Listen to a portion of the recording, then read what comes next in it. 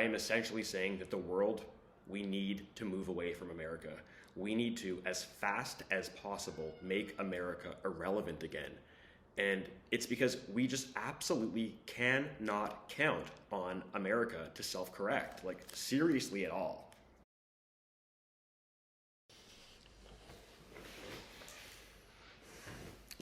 So it's been a few weeks. I've now been back in Canada. This is Vancouver I'm in since February 2nd, after 11 years of living in Tucson, Arizona, where I thought I would be for the rest of my life, working in healthcare. I have a green card, and in July or June, I canceled my citizenship interview. I'm cutting all ties from America. I've already divested almost entirely stock-wise. I avoid purchasing American at every turn, and so on. My initial plan when I got back here was to start making videos on a regular basis, and I made a few, but I haven't had that many, and the reason, honestly, is that I've been dealing with health issues. Last year and this year they've taken a toll on me. In late October, I got sick late in October, and I think it was COVID, but I'm not sure. And then about 3 weeks later, I got sick again, and I'm really into working out. And the last time, it is now March 21st or something, the last time I was able to have a full workout and not pay a massive price for it was late October. And it has everything to do with the year I've had. It's just been so disillusioning. And, my cortisol levels have probably been through the roof because I kid you not, I've been angry for a year straight.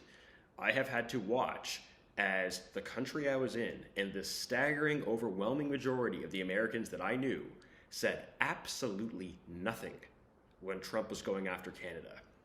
Even though they knew I was a proud Canadian, and even though allegedly Canada is their longest, most loyal, closest friend. I had to watch that. I stopped talking to almost everyone I knew in the US, and so I was angry and, by my own choice, self-isolated. I decided to move back to Canada. I started thinking about it late March in 2025, and I conclusively made the choice in mid-May. And I initially intended to not come back until the beginning of May this year. Not because I was happy there, I was friggin' miserable, but I'm in Vancouver, and Vancouver is a very expensive city. And so I knew that when I move here, I'm gonna take about a 30% pay cut, not even factoring in the conversion rate, and my cost of living will more than double. So I wanted time to save, but I ended up moving my timeline up to January because I knew somebody that got detained by ICE and got held for 92 days and got deported. For something he had done. He had tried to sell LSD to a police officer when he was 18. He's now 51, and ever since then, he got his undergrad, he got his doctorate in physical therapy, and he'd been providing physical therapy for 23 years. He got nabbed at work. I remember telling both my neighbors about it. I cannot tell you how they didn't give a shit at all. Trump supporters all, so that happened. And so I accelerated my timeline. But I've now been back for over a month and a half, and I'm continuing to have health issues. I believe it's post-viral myalgia, and I think it has everything to do with the amount of stress I've been under, and that's the same reason why I haven't put out any more videos in a few weeks. I'm gonna just try and do some of these stream of consciousness videos and see how they go. I don't have the energy to do more than that. In this video, I am essentially saying that the world, we need to move away from America. We need to, as fast as possible, make America irrelevant again. And it's because we just absolutely cannot count on America to self-correct, seriously at all. Look at what we witnessed over the past year plus. When Trump and his government went after Canada, after Nigeria, after threatening Panama to invade, Venezuela, just completely neglecting and disrespecting Ukraine. what they're doing now to and it's mainly the Iranian people. Like on and on and on and on. It really truly does not matter what he does. The staggering, overwhelming majority of Americans, they refuse. It's like a religious commitment. They refuse, under any and all circumstances, to lift a single finger. They're not going to do a goddamn thing. It's not all Americans, of course. There is a minority, a small minority of Americans who absolutely are doing something. And I have nothing but respect for these people because they're absolute heroes, because they have such a fantastic excuse to do nothing, which is that most of their neighbors are doing absolutely nothing, so why the fuck should I? Because most of their neighbors are doing absolutely jack fucking shit, the people that actually are lifting a finger, they have to work harder to get less done while taking far more risk to themselves in the process to do it. And then at the same time, the Trump administration can accurately call them a fringe minority because, well, look at the No Kings protest. 2% of people went. That was the biggest protest in American history, and for every, one American that went, 49 or something didn't. That's absolutely pathetic. He can write you off as a fringe minority because you are one, and in terms of people that are acting, yeah, there's a lot more Americans than that actually agree with the protesters, but they're not doing anything. And so you guys, it's just like the Iraq War all over again. There were protests against the Iraq War, and they didn't do a goddamn thing because the staggering, overwhelming majority of Americans could not be bothered to get off their fat, Ozempic-punctured asses under any circumstances. Most Americans have been absolutely useless. And the Democratic Party, they are an absolute embarrassment. And the media, holy shit. Just think about this. The fake elector scheme.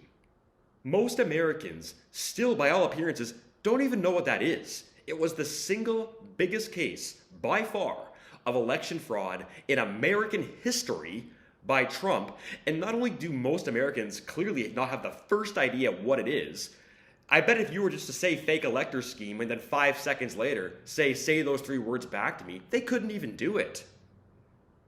The media is doing an absolutely horrible job. There should be no way that any American should not know what that is. It's like, I'm Canadian and I hate hockey, but I know who Wayne Gretzky is. I know the basic rules of hockey. I know who Connor McDavid is. There's a certain amount of, no matter how much you dislike hockey in Canada, you can't help but pick up some stuff. This should be like that. It shouldn't matter how little you know about or care about American politics. If you're an American, you should know what the fake elector scheme is. And that should have been a deal breaker across the board. It's kind of like in baseball, when the Houston Astros were exposed for cheating, that everyone should be against that, including Houston's own fans, which I think they were, because it tarnished their title. This is the same thing. I'm not saying that because of the fake elector scheme, Americans and Republicans should have voted for Kamala Harris. They shouldn't have had to, because the Republican Party should have blackballed Trump for that alone, but they didn't. It's absolutely pathetic. But really, so yeah, most Americans, they have not lifted a finger. They truly don't care. And to the extent that they do care, they just, there are surely tens of millions of Americans who care and they want to do something, but they don't know what to do because even in America, this shining city on a hill, this beacon of enlightenment values and all this, they don't know how to do America. They don't have the first clue of how to act and engage civically. They don't know. Or if they do know, they justifiably feel like it's useless because they feel like there's nothing I can do.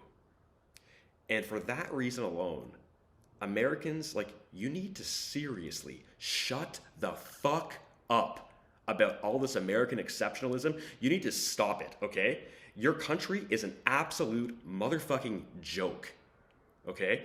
The mere fact that the staggering, overwhelming majority of Americans don't have the first friggin' clue, don't want to act, and feel like even if or they do want to act, but they justifiably feel that there's nothing they can do, and they're probably freaking right, not because it's not possible, but because they know that most of their neighbors will continue to be useless because they always fucking have. And that is why the rest of the world, we need to move on from America. We cannot trust them to self-correct. We can hope for it. We should, and I do. And we should encourage those few Americans who absolutely do have a spine, all freaking 7 of them. There are millions of them, but they're a staggering minority. They deserve nothing but respect. And we should encourage them and respect them and give them praise because they're continuing to act even though they have every reason not to. They're heroes. And to be honest, their country does not deserve them. And I would welcome like lots of these people with open arms into Canada because I think we would appreciate them more than their own country does.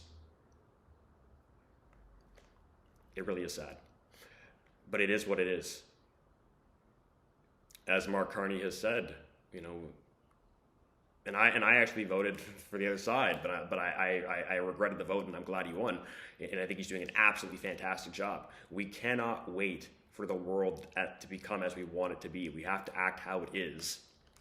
And so while we can hope that more than a rounding error's worth of Americans will get their shit together, we certainly shouldn't expect it. And we should act in every way we possibly can to make America irrelevant again.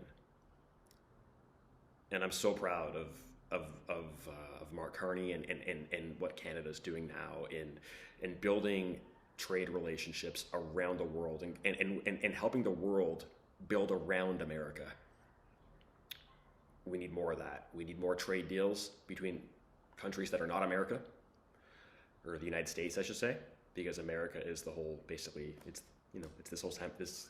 the whole like basically hemisphere, North America, South America, Central America, but you get it. At the individual level, boycott American products. Don't travel there.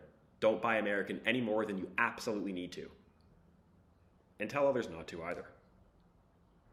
Countries need to continue furthering in their trade relations, their military defense relations, and every other type of alliance and collaborative relationship they can around America.